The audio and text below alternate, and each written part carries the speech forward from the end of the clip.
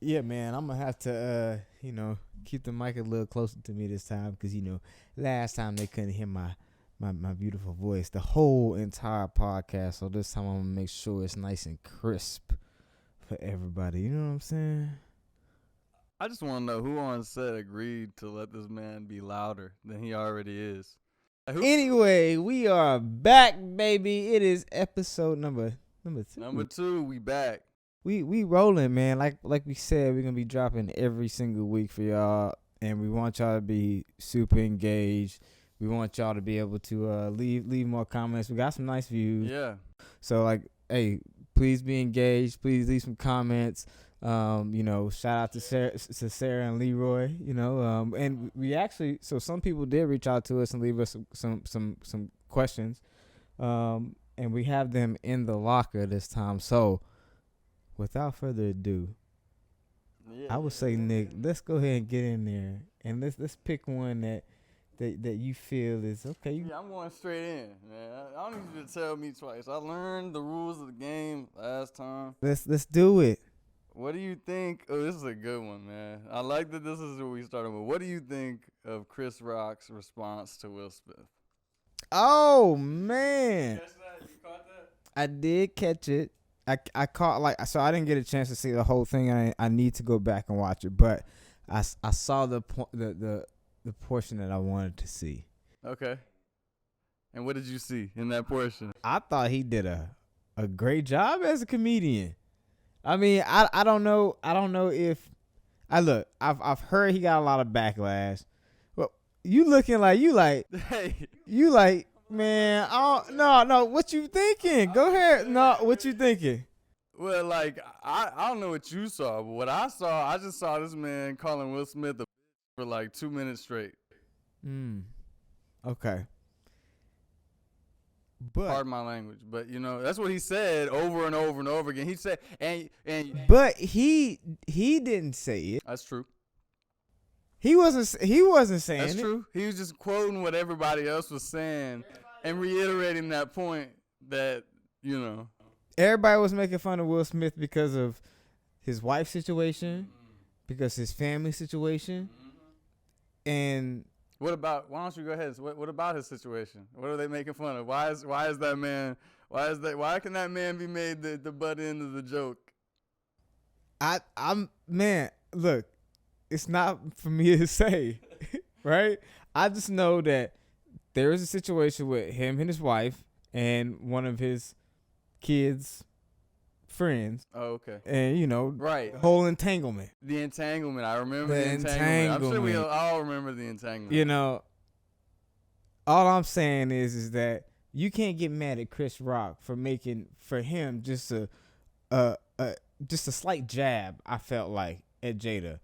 Sure, the whole alopecia thing. I understand. Hey, if you have a disease and that you have that, nobody should be making fun of you. But I don't know. I know it's been out there, longer before than he said the joke. So maybe he was saying something. I don't know. So you feel like he's entitled to that opinion. And then but what I'm saying is he's a comedian. Right. All he's doing is his job. And Will Smith decided to select him. Yeah.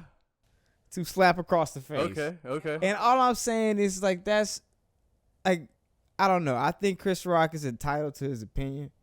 And I think that none of us can say anything because we not the ones that got slapped. That's true. You know what I mean? I can't tell you how to feel if you get slapped in the face. If somebody came here and slapped you in the face and I told you, oh, hey, it's okay, you wouldn't feel that way. Yeah, that's facts. That's facts. So it's okay if Chris Rock feels whatever type of way that Chris Rock wants to feel. And I understand that it's taken a minute for him to come out and say something about it. But at the same time, if you going through therapy over it, you just got humiliated in front of the whole world. Yeah, you did. Maybe some things take time to be able to heal from, to get over from. And then, as a comedian, be able to say, hey, let me get back on stage where I just got humiliated and try to go make jokes. Okay. Have you ever shown back up to a place that you've been humiliated and tried to thrive I know I've done things like that, like tried to go back to a situation where I've fell flat on my face, and it don't feel good. No, but you have to typically overcome that at some point in life, in some way, shape, or form. And it took him a year to do so. So I applaud him. I applaud him for that. Okay. He's back in front of people. He did something more brave than I think anybody, and that was a live comedy show. Okay. Name somebody else that's willing to do a lot. Like, people are making fun of him because he made a mistake. Right. And that's just like, I think Albert Einstein did something to where he wrote like a list of equations, and he had them correct, and then the last one wasn't correct, and everybody was making fun of him and pointing that out, like, oh, you didn't get that one correct, right? And he was like, see, this is the one you missed that they talk about. That's fair, but I'm just saying, now hear me out, right? Because I'm on the other side of the coin. I'm listening. You know, I hear you got a little Chris Rock bias, but I'm on the other side of the coin. Okay, I'm not biased. It's just like legit, it's like real life. No, that's fair. You make some fair points. I'm just saying, if you Will Smith, what you doing in that situation? I think that you would want to check him. You want to check him, right? And why would you want to check him?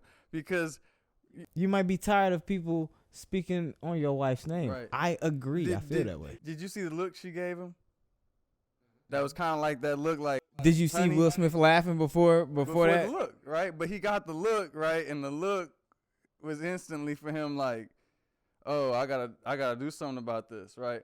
So you putting him in an impossible situation, right? Because if he don't go up there and slap Chris Rock, all right? If he don't go up there and do that, he loses. It is a lose. It's a lose. It's an L, because he's going home with Jada, and she's going to be mad the whole time. And from anything I've heard about her being upset, that is the last thing that they need at this point. I'm just putting that out there. So I just don't know what the people want from this man. He gets up, he defends her, you know, and they upset. He doesn't. He lets people just bag on him, and they upset, you know. But I think that falls into the category. I don't know.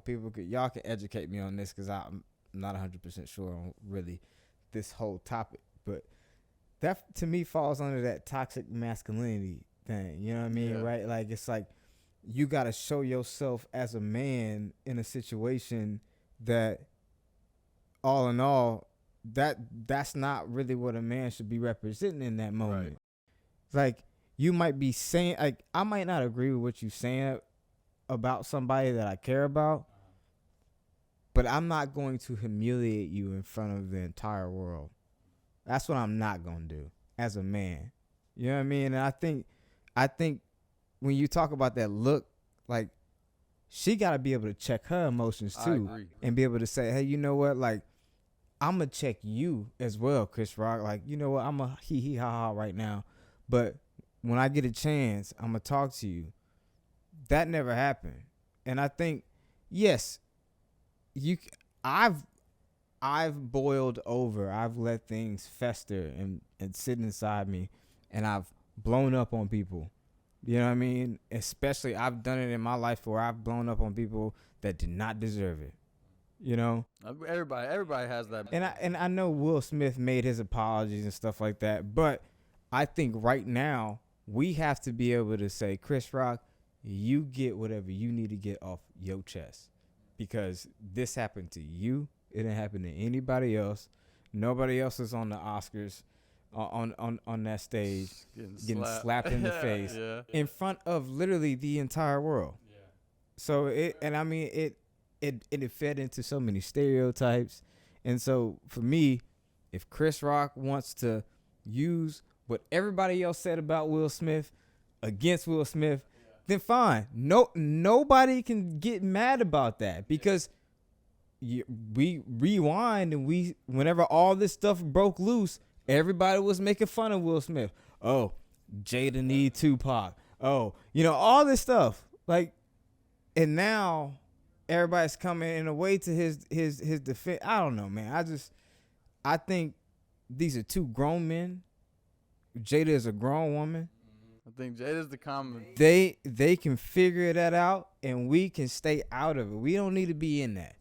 I think anybody making a judgment towards Chris Rock or make an adjustment towards Will, sure, it might be warranted, but at the same time, like people, we can get past things, and we need to get past things. Yeah. I hope people get past things, the things that I've done to other people. So I'm going to give that to them as well, right? And I don't know. That's just how I look at the whole slap thing. Chris Rock did get slapped, though. Yeah, it was a full-on slap. It wasn't no acted slap. Like, it wasn't no, like, a lot of people might think it was fake. like a It little was scripted, fake, right? like a little. He followed through. Like, that was like a slap, like somebody who has acted out a slap before, who knows the feeling when you connect full hand with somebody's cheek, right? That was because he knew when to go through, right? Right. Yeah. He had thought. Maybe he had thought about it, but he slapped somebody before. It was, that was Will, you kind of did it kind of smooth. I ain't gonna lie. He kind of came up, you know, with a little swag, and I was like, oh man, like straight out of a movie type deal. It really was.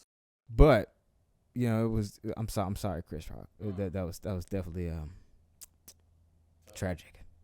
But you know, like, hey, at the end of the day, man, like, I just, you know, let Chris Rock, you know, let him, I guess, do his thing right now, because I don't know. I feel like he's been given that right in a way.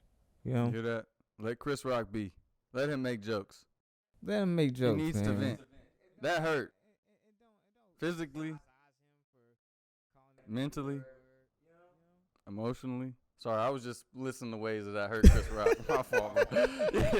Anyways, you know, you want to, I'm going to get in trouble, you know. I'm going to get in trouble. Let's keep going, man. Let me get, you said last time on the last podcast, you said you really like number 4. I did, yeah, and 4 is good to me. 4 has always been good to me. 1 for 1. I'm going to go number 4. Make sure y'all like, subscribe, and ring that bell. Huh? You heard it? Huh? And I mean that. All right. Oh, big news, breaking news. Breaking. By the time the podcast drop, it's gonna be a few days by the time people can hear the, you know what I'm saying, news and take it all in. But we're gonna talk about it anyway. The NFL trade. Oh yeah. DJ Moore to the Chicago Bears. What you think about that, dog? Chicago Bears making moves, man. I got a friend who's a Bears fan. I know he's going to be happy. I haven't talked to him. I really should have talked to him to hear what he thought, but I just love it. I love it for the Bears. They don't need a quarterback, right? So why draft number 1? You don't need it. When you can still at 9 get probably, you know, a top 6 player in the draft, right? And then you got DJ Moore. Not to mention you got another first-round pick and another 2 second-round picks. I mean, they fleeced the Panthers as far as I'm concerned. And the Panthers now have to execute on that pick, or whoever allowed that trade to go through is getting fired, and they're gonna have to be turned over again. The Panthers have to execute on who they franchise quarterback is for the future. They got to. If they don't do that, it's a wrap. Like, everything getting cleaned up. I mean, the Bears came up. Oh yeah, the Bears came up. Like, to not only you have a stud in Justin Fields, right? Look at what Jalen Hurts is doing. Once you put weapons around him, man exploded. Same thing with Justin Fields. You put weapons around him, he gonna explode. Mm-hmm. Hope y'all paying attention. You give him a good defense, he gonna have an opportunity to do something.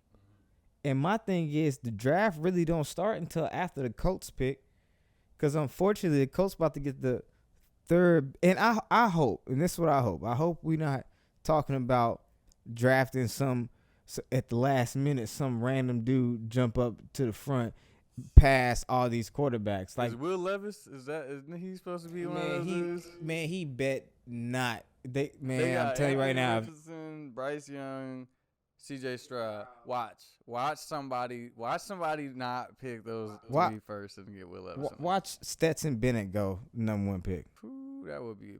And like, look, 26. I'm not hating on none of these quarterbacks, but we see every single year, like the Bears, they pick Mitchell Trubisky over Patrick Mahomes, and they picked who, and over Deshaun Watson. So in a way, like, you wouldn't even really be in the situation. Yeah, you got Justin Fields, you lucked out, but you could have had Pat.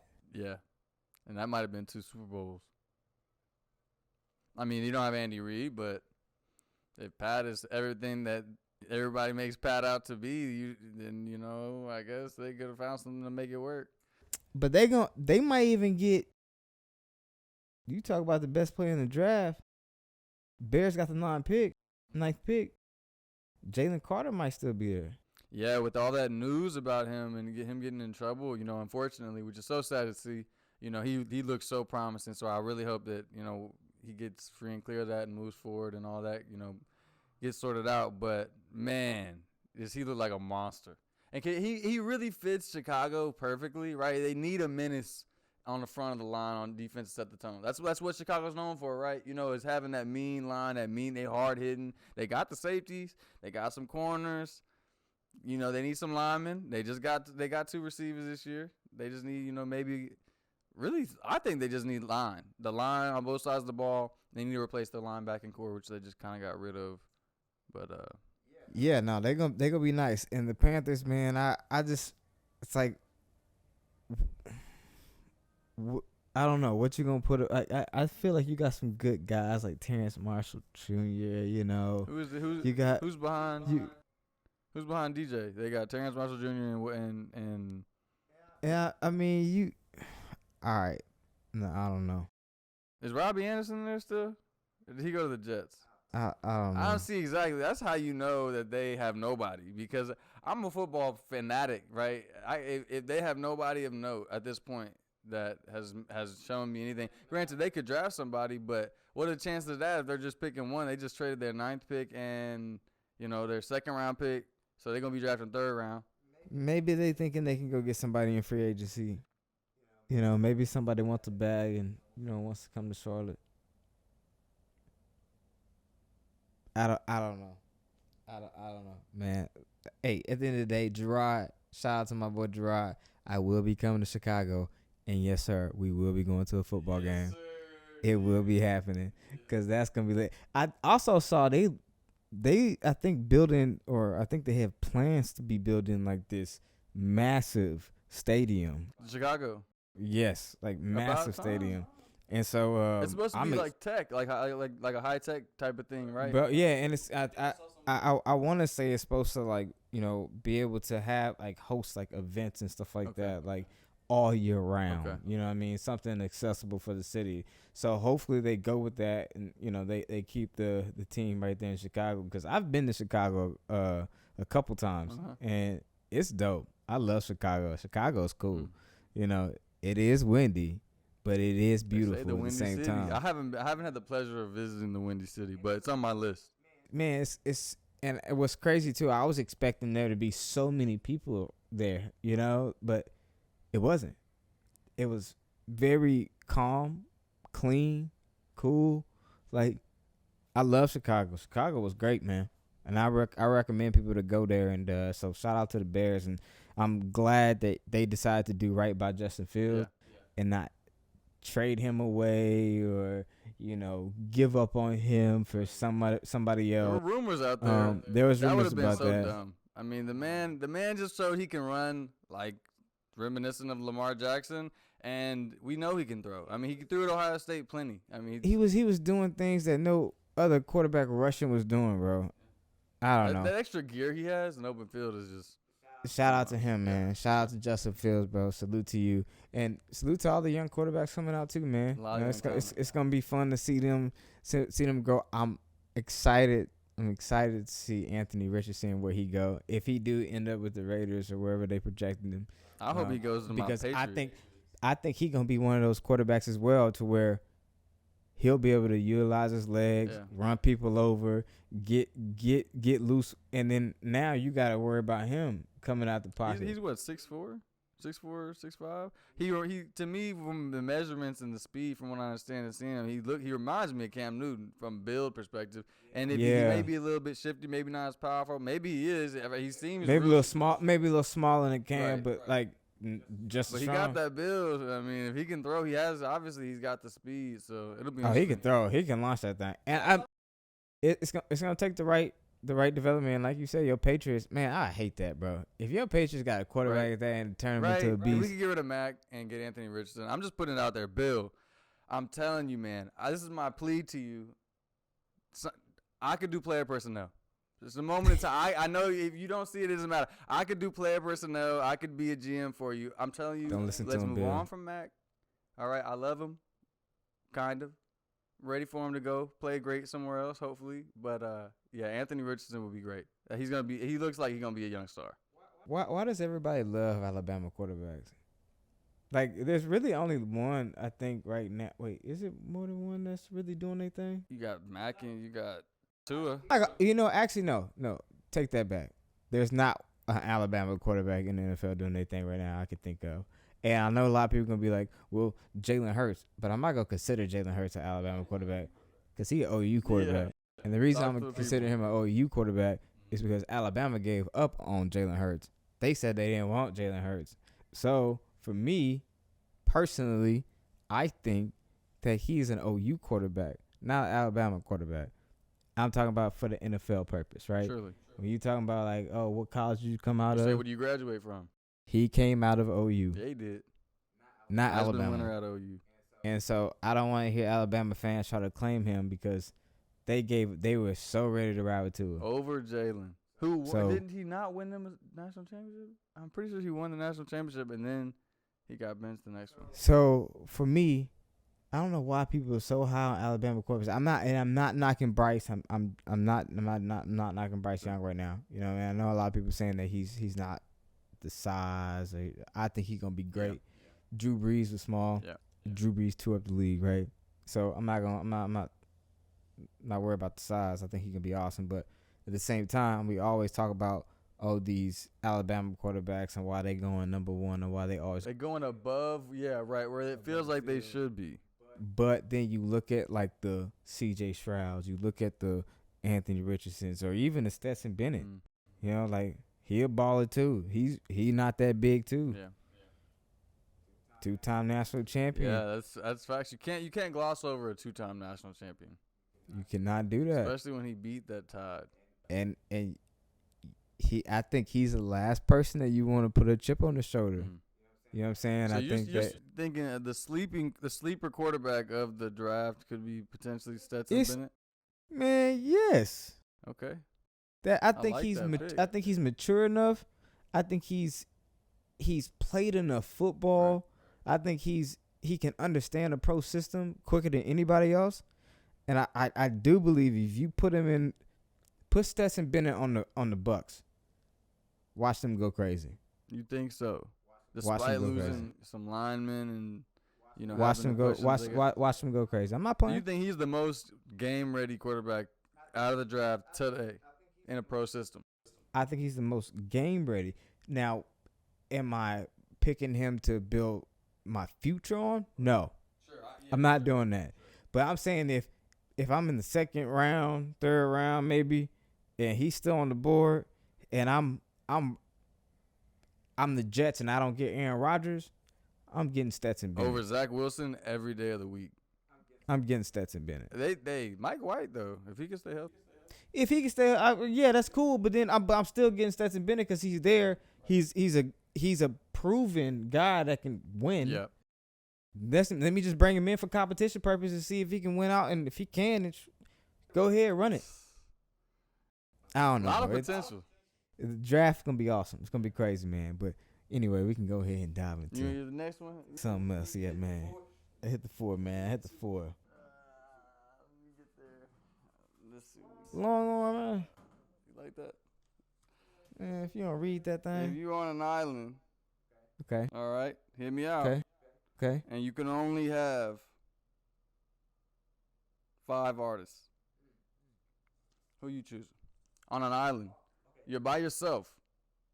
More importantly, right? So you don't have company. This is not. You pick the 5 most popular romance songs because you with your lady. This is just stuck here, and you need to survive. Okay, with whatever drives you, or something. Whatever gets you. Okay, so I'm on an island. I only got 5 artists with me that I can listen to in my headset. Yep. Who do I pick? Who do you pick? I mean, that's not even too hard for me, honestly. Cause I'm a routine It's type of guy. five. Right? I gotta think about the five because I want to make sure I got a complete, a That's complete, fair. That's I'm a thing of routine music. guy, right? So I got 5 artists that basically already getting me through the days and weeks as it is. Regularly. I know I got a couple, but I want to make again. I want to make Yeah, sure. I feel that. But I got it. LaRussell. LaRussell's been a big one. I would say. I think he was actually my most listened to artist last year. So I really love what he's been doing lately and what he's done. The past few years. He one of the most. LaRussell is the GOAT. Shout out LaRussell. Yeah. He's also in my top 5. I'm gonna let you keep going. Yeah. But shout out to that man, Shout out. LaRussell. I can't wait. We can't We wait love what you're doing. to have you on this show, man. Sitting right over here, you and your team. We're gonna be doing our thing. We manifesting it, speaking into existence. Right. Absolutely. But nah, keep going. Yeah, man. LaRussell's in there. Tupac's got to be in there. Tupac's a all-timer. No matter how far we get away, from him and his era of dominating the music industry. After that, I think it's got to be Lecrae. Love Lecrae. Man, let me tell you, if you ever need somebody to relate to, right, somebody to get you through a dark time or celebrate a bright day, man, he got it all, brother. And he's been releasing great music for how long? I mean, That church closed, man. But he's been my boy Gerald Coleman. Shout out to my man Gerald. He put me on Lecrae back in college, and this was 2012, I think. You know what I'm saying? Yeah. Like he was rocking like some early stuff, and like man, like Lecrae, Andy Mineo, like the whole like 116 group, like that. Shout out to them. They're awesome. They're awesome. So I definitely gotta have some of that. To Okay, get me okay, through the highs and the lows of the island. So you got Pac, you got Lil Russell, Yeah. you got Lecrae. Right. And I would go a little different, side of things. I would go probably more Casting Crowns. All right, so Casting Crowns, a little worship in there. They got some really, really good stuff. And then I would say after that, Need to Breathe. Need to Breathe is one of a little more personal. They're a little, I think, lesser known probably than Casting Crowns is. But in terms of, I think I've heard one song by them. Is Washed by the Water. Yeah, maybe? man, that's my favorite song, man. That's my favorite song. It's just they got really good vibes. It's kind of soulful, It kind of feels like you by the fire singing with the boys, or singing, you're just singing your song, So I would say those 5. With those 5, I'm equipped to take on just about anything. I mean, if I'm on the island, I can, go hunting for food with those songs. I can go surfing. Or if I had a surfboard or something, I could go chop down a tree. I don't know what I would be doing on the island, but just know I can get through any of the things on the island with those artists for sure. What would you be doing on an island by yourself though, besides listening to music and just trying to get through a day? Like I guess like really you would be like in a castaway type of situation, you know? I mean, if I wasn't worried about food, as long as I knew there was food, I would be chilling. Little shelter and stuff like that. Once you get the shelter built, you just kicking back, daydreaming. You ain't paying no taxes, I'll tell you that much. No, man. But what about if you on an island though, right? It's just you. Where you going? What you going with in terms of your top 5? What do you even want in your top 5? All right, so for sure, Neighborhood Nip. Gotta go with Nipsey Hussle. You know what I'm saying? Hustle, motivate, double up. Rip you know Nip, what I mean? shout out Blue Laces too. Shout out Nip, recipe Nipsey. You know what I'm saying? The marathon continues. Shout out to his family. But for sure, Neighborhood Nip, man. And I think you think about it like I gotta double up my watermelon. I was gonna say you gonna be able to you know what I'm saying? I gotta think about I gotta use that music to motivate me to go out and do some stuff, right? I need some motivation, and I think there's nobody better to motivate you than King Nip, man. So shout out to him. That's a good one. Obviously we agree. Our LaRussell, man, LaRussell all day. He is a new breed somebody completely different. If you don't know about LaRussell, man, y'all gotta go. Y'all just gotta just type him in, man. Check him out. And hopefully we'll get him to come down to Austin for everybody that's down here and turn up one time, because his music is soulful. You know what I mean? And it's organic, and it really is. It has so much substance that when you finish listening to a song, like you feel different. You have a different type of positive mood. Like some music, you know, it's all about frequency, right? And some music can put you in a negative mood. LaRussell, everything he do, everything he say, it's all bright, and it's all enlightening. And man, it's there's nobody better to listen to throughout the day than a LaRussell track, and that's just facts. Even his whole, I mean, beyond music, you take it beyond music, there's nobody you'd rather support. Exactly. You know, you know what I'm saying? He's so, you know, pay what you want. You know what I mean? Who does that? I'll take a Who's loss. doing that? I'll take a loss just for us to kick it. Really? Like he's that's how you treat your friends. You know, come out, let me take care of you, and he doesn't even know that people are coming to his shows. And so, man, I'm excited to I'm excited to be a part of his journey and watch him grow, because he's going to explode into somebody so big and somebody so amazing, and he's going to be a cultural shift maker. You know what I'm saying? Shifts are going to happen because of him. You know what I mean? So it's already happening now. You know what I mean? So again, salute. Nip, you feel me? You got Nip, you got LaRussell. Dang, that's two great ones already. I was gonna say Pac, but you know, I stole that one from you. You know, I can't say Pac. I love Pac, but again, like you know, motivate that falls in. I think Nip and LaRussell, you know, they are a chip off the old block. Absolutely. Obviously, they not like the same, you know, cut from the same, but they are chip off the old block. You feel me? So that's, you know, it's in a way they're an extension of them. So like I'm fine with it. I gotta go with Stevie Wonder. You know what I'm saying? You throwing a little Stevie in there? What do you do on the island listening to Stevie? Man, all I do, you feel me? Sign, sealed, delivered. You feel me? My cherry boy, you feel me? That's what. Hey, I'm just saying. This mic is nice and close, so they can really hear my voice. But you feel me? Like it's just like that's like Stevie. Like it's just a different vibe. It's like the piano play. Like he's one of the best pianists when it comes to like R&B music or soul music and stuff like that. I mean, it's beautiful. I mean, I would say like a Nina Simone, but that's for another day. But like Stevie is amazing, and a lot of his music, like I think people sleep on Stevie's music. So I gotta go with Stevie.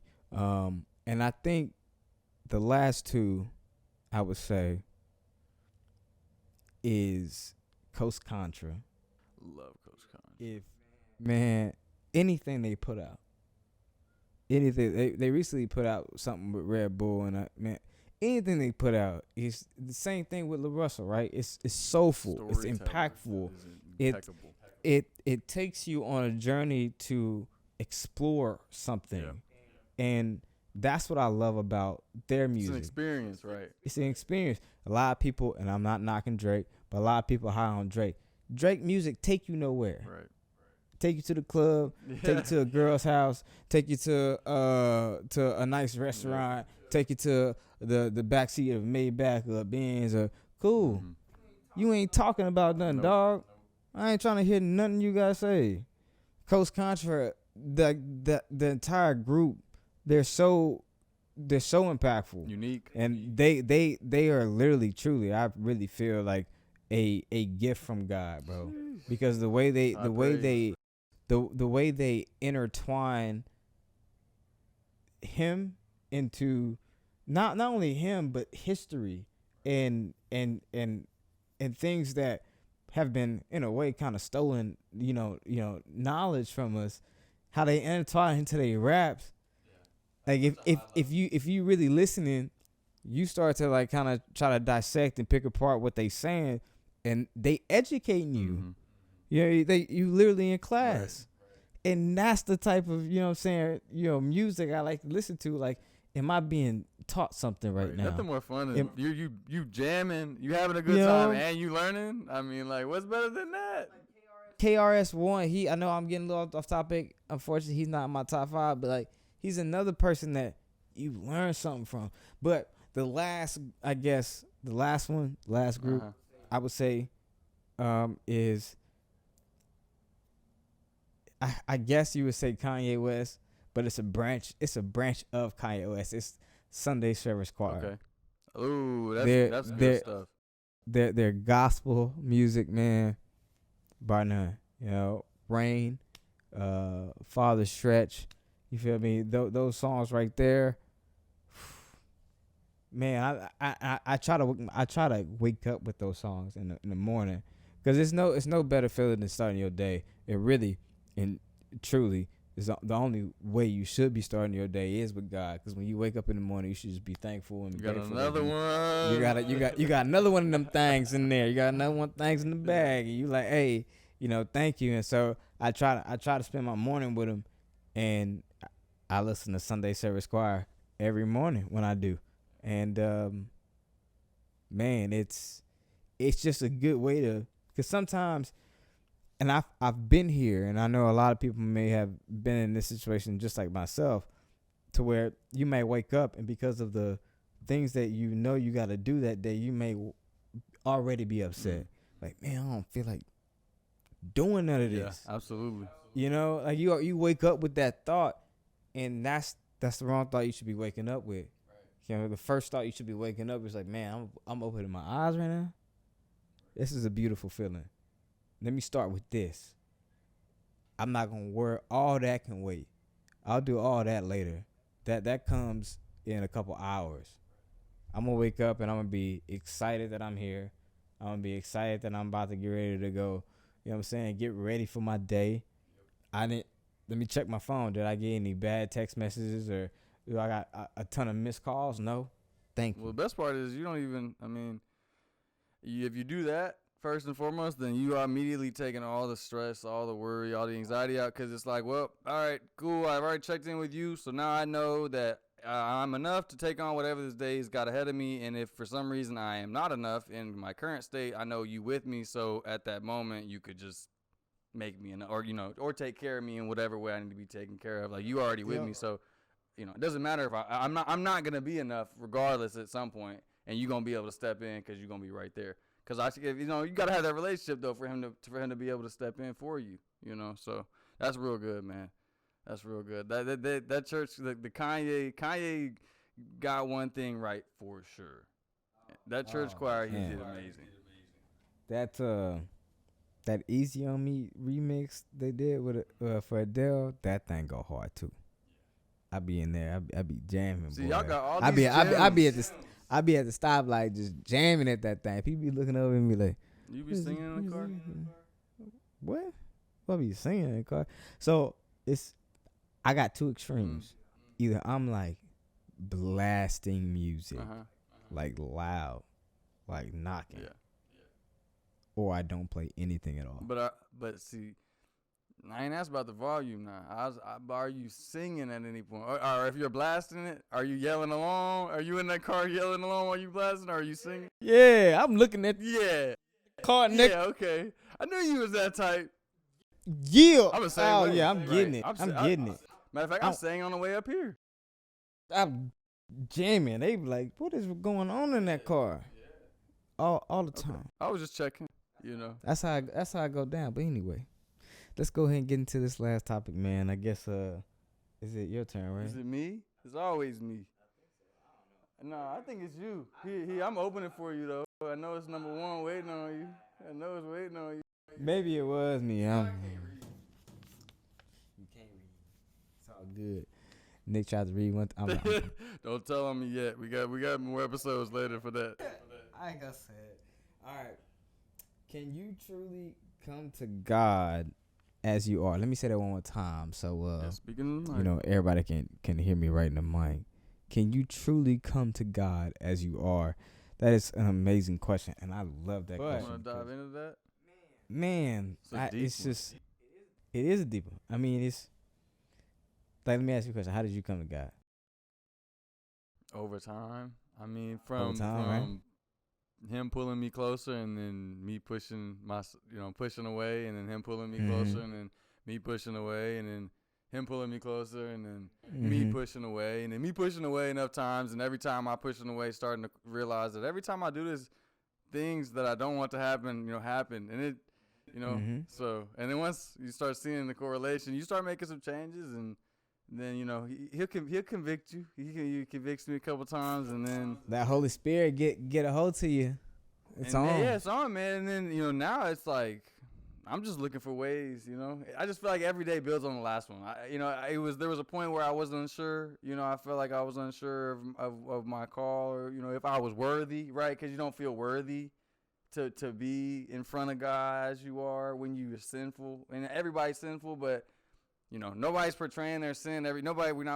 Some people are, but a lot of people aren't just portraying the bad things they don't want nobody to see. No, because like in this world we live in nowadays, like this Instagram world we live in, this virtual world we live in, everything has to be perfect. Everybody's perfect. You know what I Picture mean? perfect. No, nobody's made mistakes. And we ready to judge as soon as somebody does. So that takes a long time to kind of undo. And so I feel like, the more I've been able to undo that and kind of lean into, okay, I'm not perfect, and that's what makes it beautiful. That's what makes me worthy, is the fact that I am not worthy. Does that make sense? No, it makes sense. It's not even that you're not worthy, but you're his. Right. You know what I'm saying? You're his son. You're called to. God loves you, and He wants to be with you, right? And so, I think a lot of people would think that when it's like, oh, can I come to God truly as I am? It's like, yes, you can. And they think that, oh, well, what about all the stuff that I'm not doing in the Bible? And this is what, like, my gripe with Christians, because I call myself a believer in Jesus. I don't sugarcoat it. I think when people say, oh, well, I'm a Christian, but you really kind of just you surface level covering what you talking about. Yeah. Like, who do you believe in? What do you believe in? And I believe in Jesus, and I feel like if you proclaim that, that sticks. But and it does change your life. But I mean, I think when we talk about coming to Him, right, it's just like getting in the shower. And I heard Jim Bergen, I want to say it was at Flatirons Church. He was talking about, he said this in the sermon, but when you get in the shower, you don't clean yourself off before you get in the shower, do you? No. I mean, that's why you get in the shower, right? You jump in and then you get clean. Same way with Jesus. Right? You don't clean yourself up before you go to Jesus. You just go to Jesus, and then you get yourself cleaned up.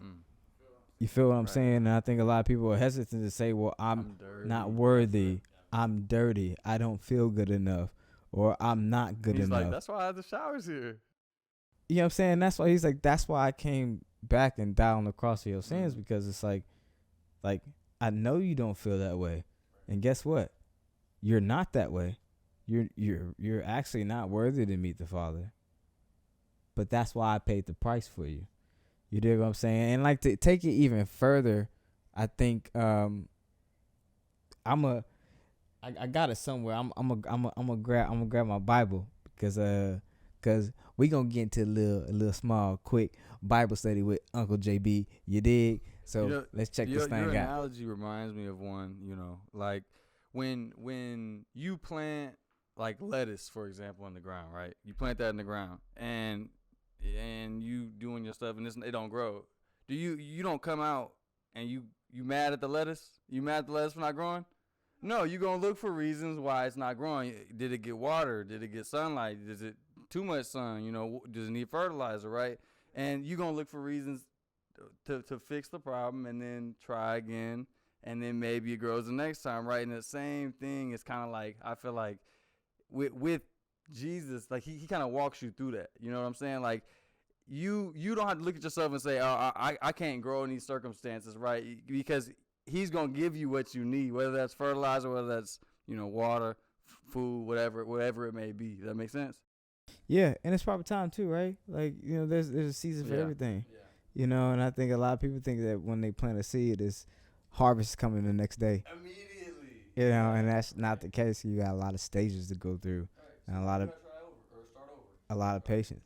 But to wrap up the come as you are thing, or at least my thought, because I want to make sure, because I know a lot of people, again, they say they Christians, but they really don't read the Bible. I like to read the Bible. I find it interesting, and I also find it that there's our human histories in this thing. It is literally true. It's real, and it's not a fairy tale. So I think the story that I'm gonna share, again, to the come as you are point, hopefully it'll help you. And if you have any questions, shoot, feel free to reach out to me. Again, I'm no scholar in this. This is just my interpretation of it. So again, like if you have questions or you want to educate me on anything, feel free. Like I ain't got no That's what the platform is here soft Yeah. skin. Okay, so where I'm gonna go is real quick. It's the prodigal son, right? So you heard about the Yeah, story, of right? course. And this is in Saint Luke, and I'm reading from the King James version. This is Saint Luke. I'm gonna be reading chapter 15, verse 11 through 32. So we'll probably not even go through 32, but I'm gonna read just a little bit. So it goes like this.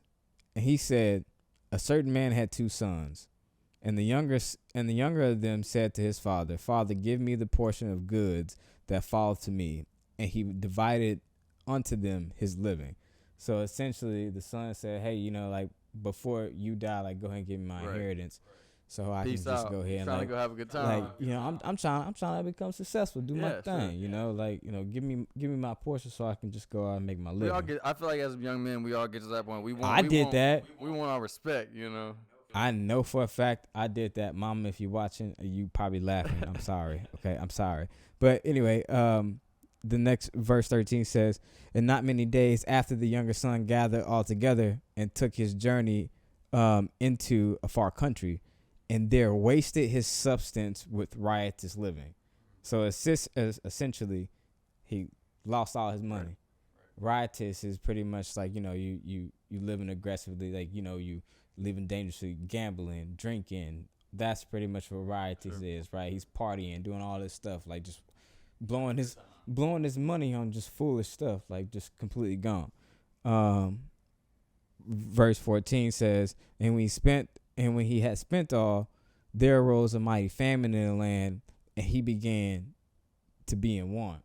And I know that happens with a lot of people, right? Like, look at the times nowadays. A lot of people can't get a job. A lot of people can't supply their basic needs or just get through the day to day because they can't get a paycheck. And unfortunately, this guy fell into that after spending everything he had. Like, imagine if you had like millions of dollars and you were living good for a long time, and then you just squandered it all away. Happens every day. I can't imagine. Happens every day, and I can't imagine. All right, let's keep going. So you know what I'm saying, we can keep talking about it. Verse 15 says, and he went and joined himself to a citizen of that country, and he sent him into the fields to feed swine. Wait, so are you saying that this son, right, that had had all this money, went out, lost it all, and then was basically a slave? A servant, he's somebody. He working for somebody on their land. When his dad had land, dad was living good. But again, he was foolish. He was young. He wanted everything right now, and he had to have it right now. And whenever it all fell up under him, he had too much pride to swallow at this point, right? Like, I gotta go fend for myself now. You know what I mean? So as we keep going, that's a good point. Verse 16, and he would fain have filled his belly with the husk that the swine did eat, and no man gave unto him. So he wanted, essentially what that's saying is that he wanted to eat what the pigs were eating. Wow. That's how poor he was. He didn't have, he wanted to eat that. He didn't have the money to get anything. No man would give him anything else. you know how down bad you gotta be. You know how down bad you gotta be to be in a place where you're living good. You have everything you've ever wanted, and you go out, you try to do it on your own, you lose it all, and you have too much pride to say, hey, you know what? Like, I made a mistake. And that's just the point that he's at. He's like, man, I want to eat what the pigs are eating. Crazy. Anyway, keep going. And when he came to himself, like we all do, we all come to ourselves at some point, like, man, what's going on right now? Like, what was I thinking? What's going on? He said, how many hired servants of my father's have bread enough to spare, and I perish with hunger? So eventually he comes to the realization, like, yo, like, if I'm a servant here, why can't I be a servant over where my dad's at, and they eating good, they living good? Why am I over here? Like, what am I doing? Right? So he said, I will arise and go to my father, and I will say unto him, Father, I have sinned against heaven and before thee. I am no more worthy to be called thy son, and make me as one of thy hired servants. And he rose and came to his father. But when he was a great, and I think this is what a lot of people miss about this whole story. In verse 20, it says, and he arose and came to his father. But when he was yet a great way off, his father saw him. Great way off. And compassion, and ran and fell on his neck and kissed him. What I think a lot of people miss about the story is that if this old man is looking and can recognize his son that he thought was dead from a great way off, then that means that old man was looking out there every single day, waiting for his son to show back up. Faithfully waiting. Just in case the chance was there that it was going to be the day. And so, and I'm gonna keep reading real quick because I'll wrap my thought up. Verse 21, and the son said unto him, Father, I've sinned against heaven and in thy sight, and I am no worthy to be called thy son. But the father said to his servants, bring forth the best robe, put it on, put a ring on his hand and shoes on his feet, and bring hither the fatted calf and kill it. Let's eat and be merry. I'm gonna stop there. So essentially, he didn't care what his son looked like. He didn't care what his son obviously just had to come dealing with pigs, so you know that he didn't smell good. So he didn't care what he smelled like. He fell on him. He kissed him. He gave him the best robe. He found the fattest calf. He gave him a ring and put shoes on his feet. He loved him even though he had made many mistakes. And further in that story, like the older son is like, why we doing this, right? Why we doing this? And it's just like, man, like there's a time to celebrate for everything. We thought your younger brother was dead. Right. So let's not focus on anything. And that's exactly who Jesus is. Whenever you come to him, he's not saying, let's focus on all your iniquities, all the sin that you got going on. He's like, let's focus on this relationship. Let's just talk. I'm just glad you're home. You know what I mean? Like, whenever he sees you walking back from a long distance, we have a God that's willing to run to you. Right. That's what he's saying. You see what I'm saying? And I think that's the biggest thing about the whole message is that come as you are. You know what I'm saying? You know, especially, you know, all that are weary, you know what I mean, and heavy laden, you know what I mean? You know, come as you are. And I think in that, just as you making that step of saying, you know what, I'm going to commit to you, he's full force your way. You know, and so yes, absolutely, hands down, you can come as you are. God loves you. He wants to have a relationship with you. He didn't ask what he was doing, right? He didn't ask, where have you been? Like, where's my money? Like, why haven't you been texting me or calling me? He didn't condemn him, judge him, nothing, right? And that's what we getting at, right? It's the same way that God wants to love you, right, and support you and be there for you. He isn't just out there to condemn you for things that you feel like you're doing wrong, you know, and be like, oh well, you know, hey, you smoked weed that one time. You're yeah. Right? Yeah, you don't belong here. You know, you drink, you had that beer, man. You know, you shouldn't be doing that. You're right, out of here. right. No, man. We got again, like we said in the last podcast, new mercy and new grace, right? We have a gracious God that's willing to work with us to help us get over the things that we didn't get over. Now, that doesn't mean that whenever we change and we go to God, that we continue to carry the things that we carry. We have to change, and we have to allow him to shape us, mold us, and break us, right? But at the same time, though, there is no right way to come to Jesus. There's no right looking way. Like, you have to be a certain way. No, just come to him. Just go talk to him. You know what I mean? And I guarantee you, if you spend a little time with him, and that means spending a little time in this word and understanding who he is, his dynamic, like, you know, who he is, I really do feel it'll change just your perspective on a lot of things, man. Yeah. You know, like, this is going to sound weird. I believe in aliens. It is not because of science and all that stuff. It's because of the Bible. So, like, I know a lot of people are going to be like, oh, well, how is that the case? Yeah, that's going to be a topic on the box. The box? You said the box. Halftime. Look at Bit. That's why we call him Biscuit Head Nick. He don't even know what show we on no more. We're not doing this again. This is the second episode. Do not reply in the comments saying it again. Biscuit Head. Do not reinforce this. Nick. Look at on. you. Halftime radio show. Y'all know what time it is. Y'all make sure y'all like, subscribe, and share this and ring that bell. And next time, hopefully Biscuit Head can get it right. We out.